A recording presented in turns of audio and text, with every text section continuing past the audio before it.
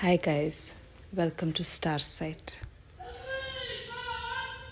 Sorry about the noise in my environment. It's really hard for me to find a minute during my waking hours when it's completely quiet. Welcome to Starsight. My name is Samya Basa. I'm an astrologer and a tarot reader. We have the full moon in Aries peaking tomorrow 4 p.m. Indian Standard Time, Friday, 29th September.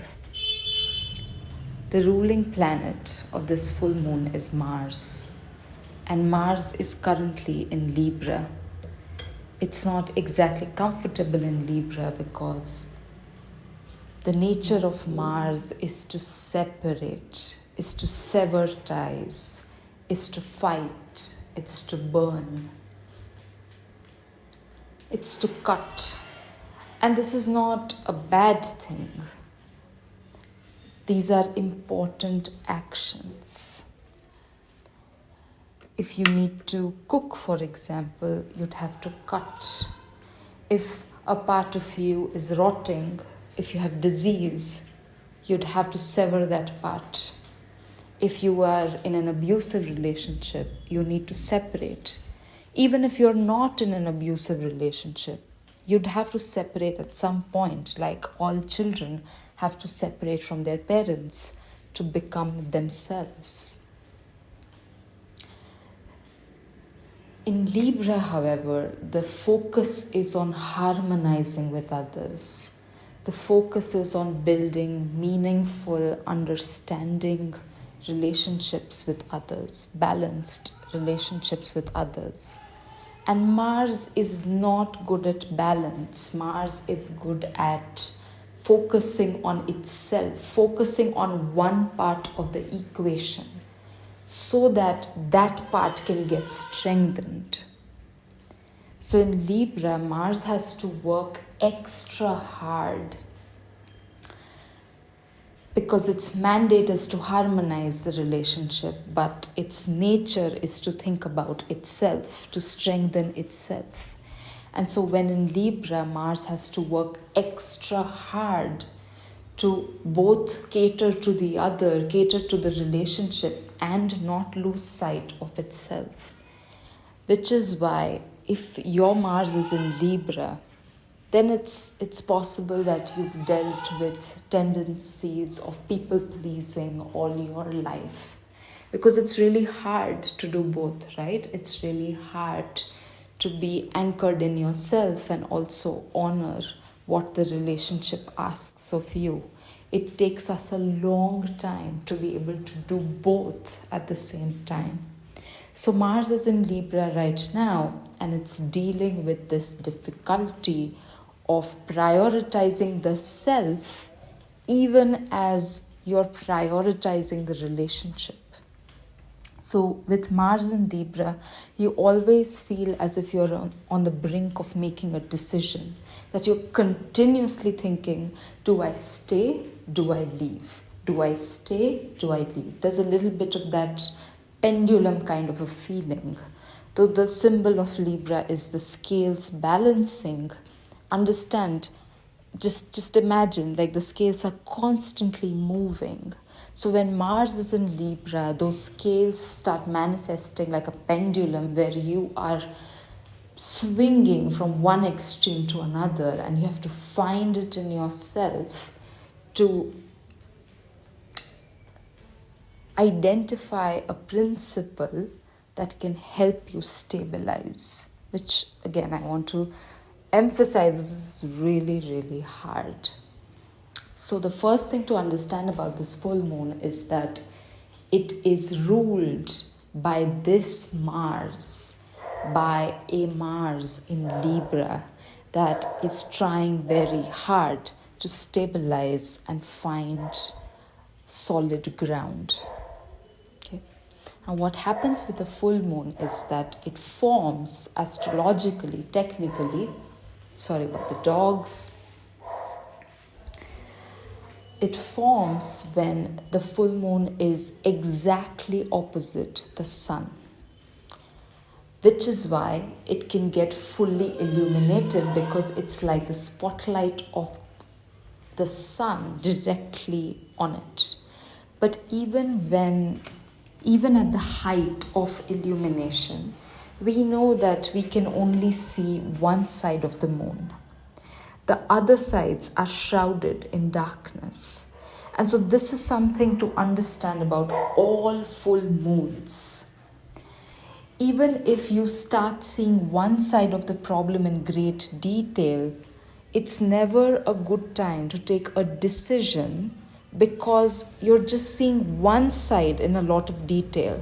And that is the function of the full moon, that you see one particular part of the picture in great detail so that you can integrate it into the big picture.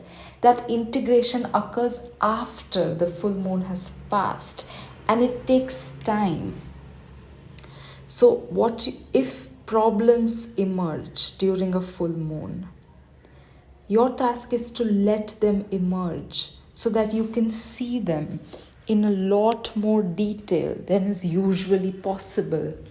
But also understand at the same time that the problem is only part of the big picture. The tendency of Mars in Libra is that when you're at one extreme of the picture, you think this is it, this is the whole picture, and it's not. It's not. The problem with Mars is that it wants to resolve things very quickly, because it has all of that energy, all of that power to individuate, to become itself, to go forth, to be strong, to move forward. And so it doesn't do really well with wait and watch. Whereas Libra is all about, again, the scales balancing. So you have to wait a long time before equilibrium is achieved. So in Libra, planets are encouraged to cultivate patience and stamina for that process of balancing to complete. Mars is not good at that. And so the thing that you have to understand about this full moon in Aries is that you'll have to be patient with whatever emerges. That is going to be half of the battle. Being able to tell yourself, I want to see this problem in as much detail as possible. I don't want to act rashly. I want to trust that a solution is possible, a win-win solution is possible, or something like a win-win solution is possible, but I'm going to have to wait for that solution to emerge. The thing that happens a lot with Mars related events or lunations where Mars is involved is that we really don't have the faith that something will work out. It's like a vigilante feeling. We want to take everything in our hands. We don't want to trust that some higher power or some institution or even a good heart in the other person's body is going to be on our side. It feels like it's us, and then here's the problem. And if we don't act, we don't do something, we don't take matters in our own hands, nothing's going to happen. Nothing is going to work out. And of course, there are times in our lives when that is true, right? But the thing about astrology is it brings us to an awareness that sometimes this is required and sometimes that is required. And for this full moon in Aries, for this particular lunation, what is required is patience. What is required is us not taking matters in our own hands, us not acting like vigilante warriors, but simply witnessing the problem that is emerging. And what is this problem that is likely to emerge at this full moon? It's a relational problem. Okay? So the Aries Libra axis is about the self and the other, about us growing as ourselves independently, individuating, becoming our own person, and at the same time being in relationships with others. Now, we know that when we are in a relationship, it's not always possible for us to get our own way, especially when it's a relational decision or it's a group decision. Where do I want to live? If I have a partner, I can't decide that on my own. Part of learning how to be in nourishing relationships is to know when to assert yourself and when to compromise, and sometimes when to give up. We need all of those skills. But if we're just doing that, if we're just continuously harmonizing with the other, chances are that we don't even know who we are. So this is the paradox of Aries and Libra, where you both have to be yourself to be in a relationship. But to be in a relationship doesn't mean that you lose yourself. You have to... Sorry, that's so convoluted because that's how it is. You have to lose yourself, but you can't lose yourself. That's the Aries-Libra problem. Okay? And with this full moon, that's what's getting intensified. Are you losing yourself? Well, you have to. Well, I don't want to. Well, then what's going to happen to this relationship? This kind of a problem is coming up. Now, with full moons, if you want to track this properly in your chart, look at the Aries-Libra parts of your chart. The full moon generally signifies the end of a 6-month cycle. This cycle would have begun with the new moon in Aries 6 months ago. Now, this year was extraordinary in that we had 2 new moons in Aries. One was around March 21st. At that time, Mars was in Gemini. The second one was around April 21st. At that time, Mars was in Cancer. The March new moon was at 0 degrees of Aries. So truly a new beginning.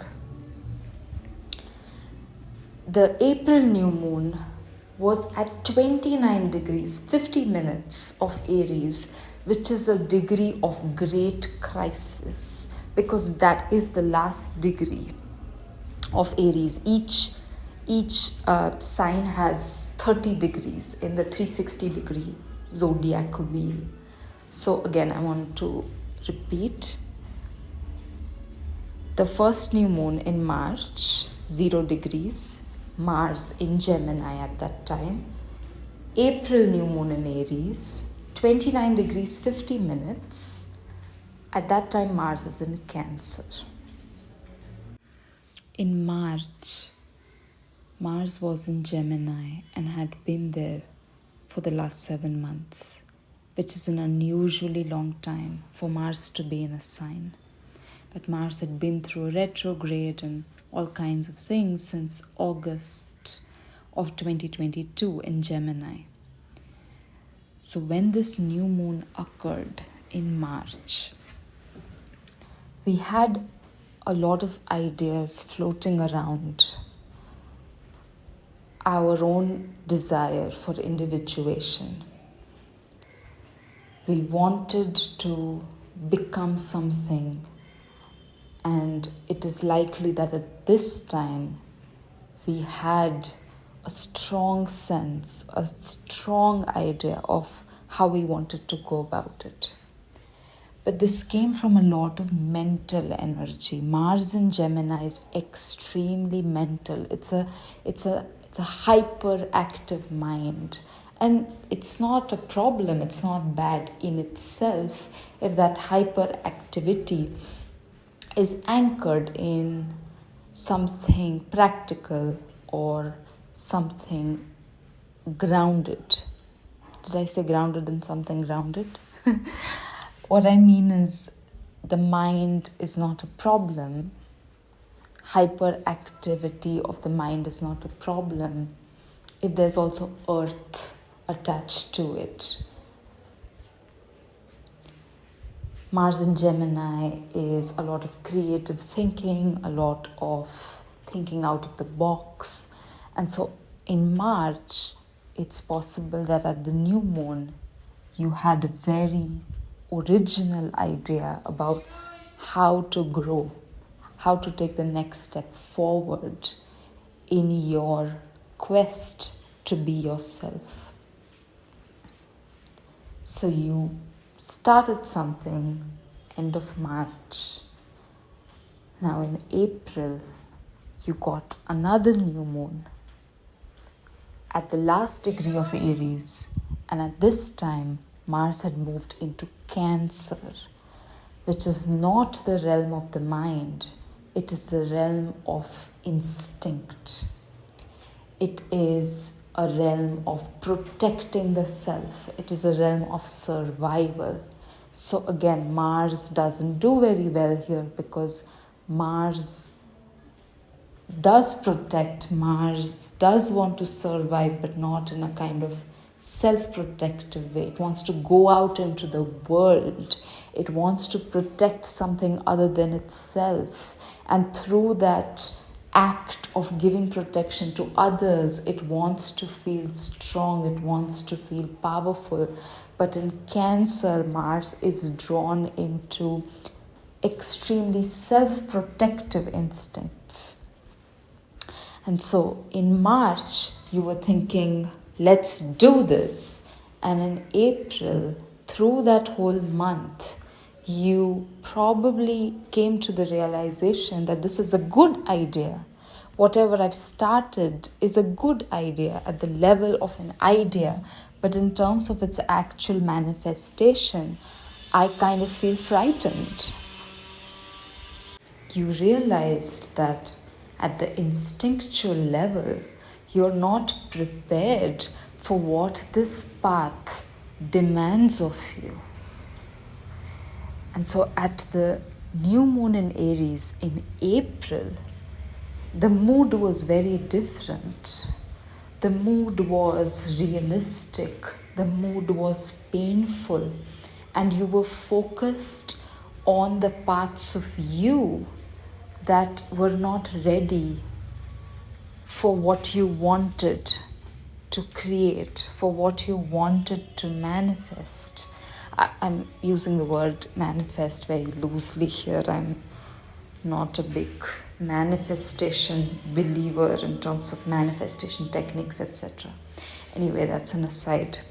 So, the new moon in Aries in April was also a solar eclipse. When a solar eclipse happens, there is so much noise in my environment. I keep having to pause this recording. So sorry if I'm going a little bit back and forth here. Right, so I was saying that solar eclipse in Aries. Now, when a solar eclipse occurs, what's happening literally is that the sun is getting blocked out by the moon. Now, at very basic level, think of the sun as purpose, as the call from the divine, as something that is pulling you forward, that's calling out to you. And the moon as your outer and inner environment, as something that is pulling you back.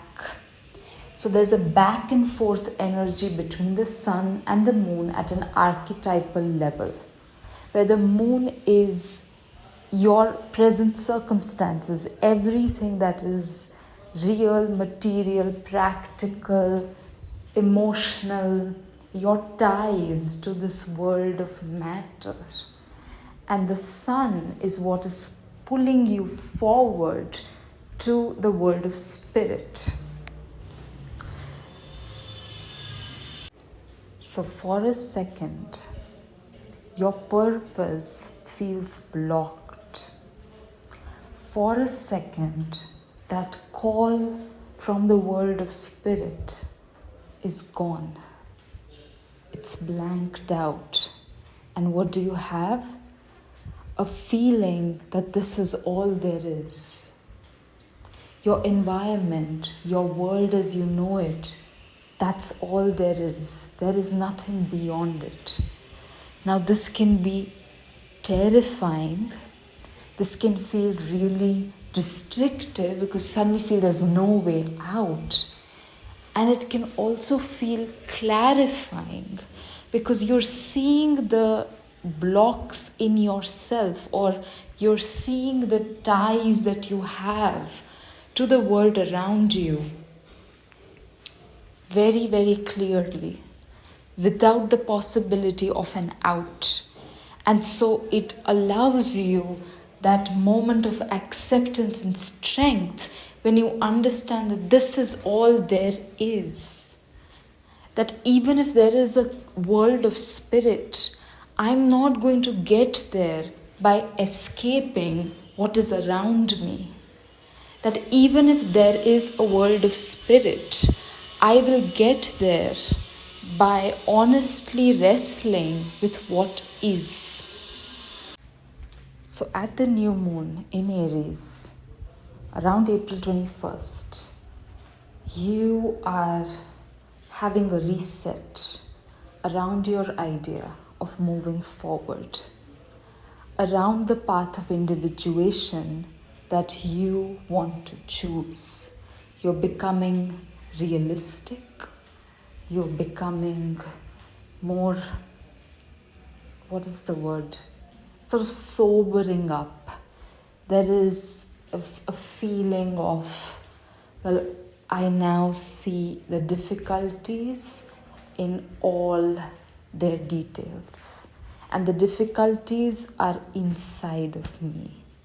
They could be outside, there could be hurdles outside of me, but there's also so much inside of me that's been relying on these obstacles in the outer environment to say, well, I can't do this because so-and-so is not supporting me. But that so-and-so's lack of support is also something that I have been using to say I can't do this.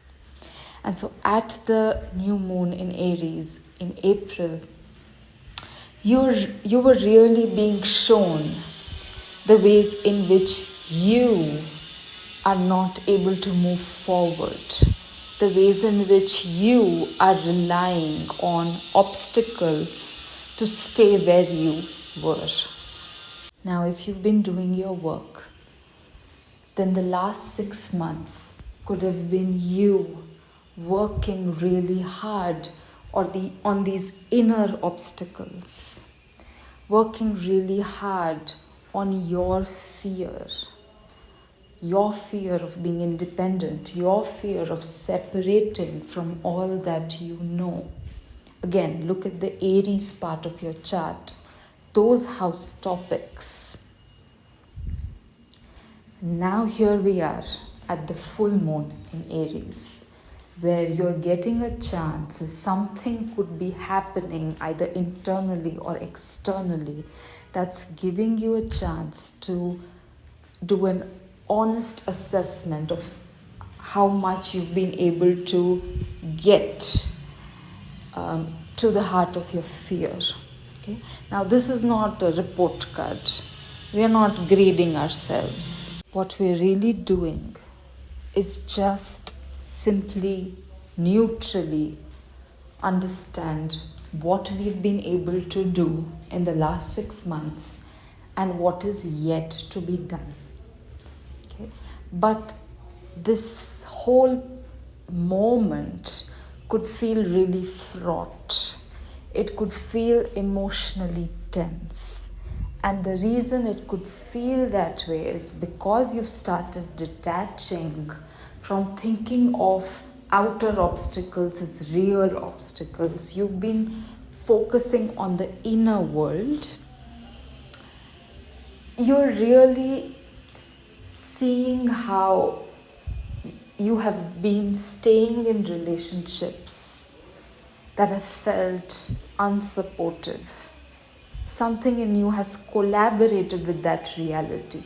So let's say that my best friend is not supportive of my business idea, okay? But I've been thinking, well, she has my best interests at mind, and if she's not supporting me, it must be something, I must be missing something, okay? Now, at this full moon, what I'm realizing, it's just an example, I don't have a best friend.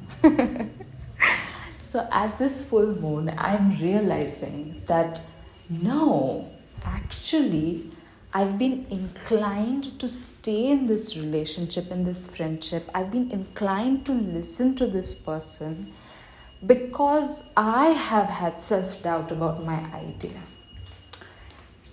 So now that I'm working on the self-doubt itself, I don't need this friendship. It's becoming clear to me that I have been using this friendship to support my own fears.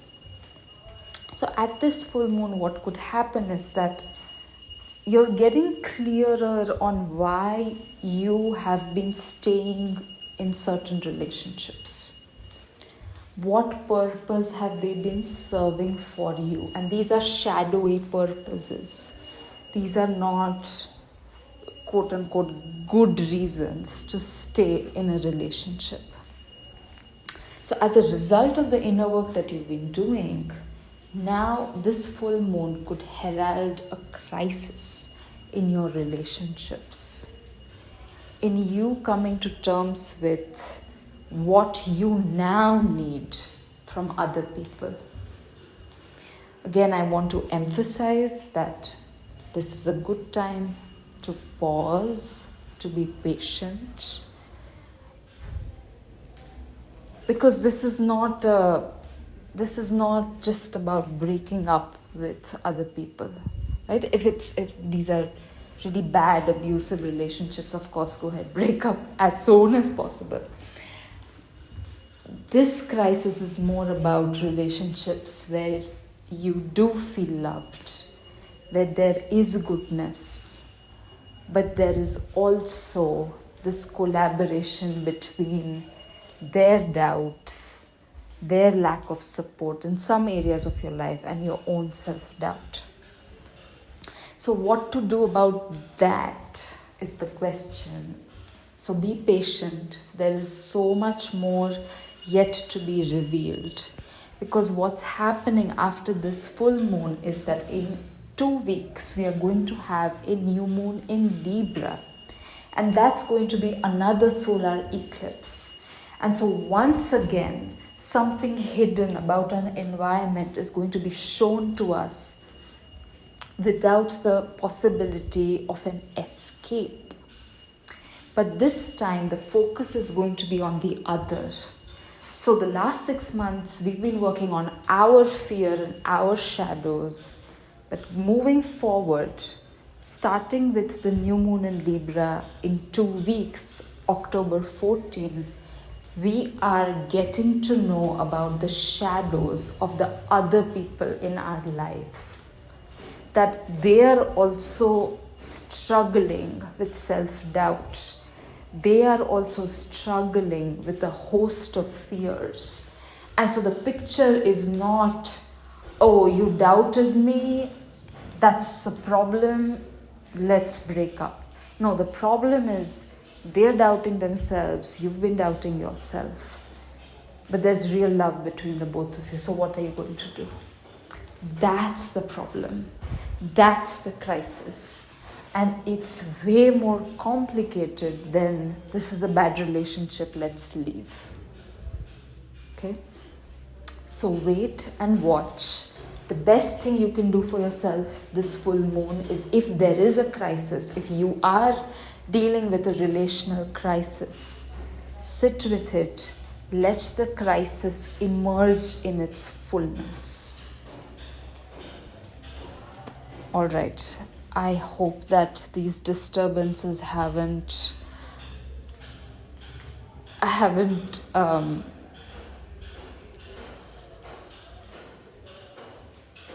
disturbed the delivery of what I needed to say too much. I've been recording this for hours, so at this point I don't even remember what I said in the first 10 minutes. So hope it's all coherent and helpful to you all. See you soon.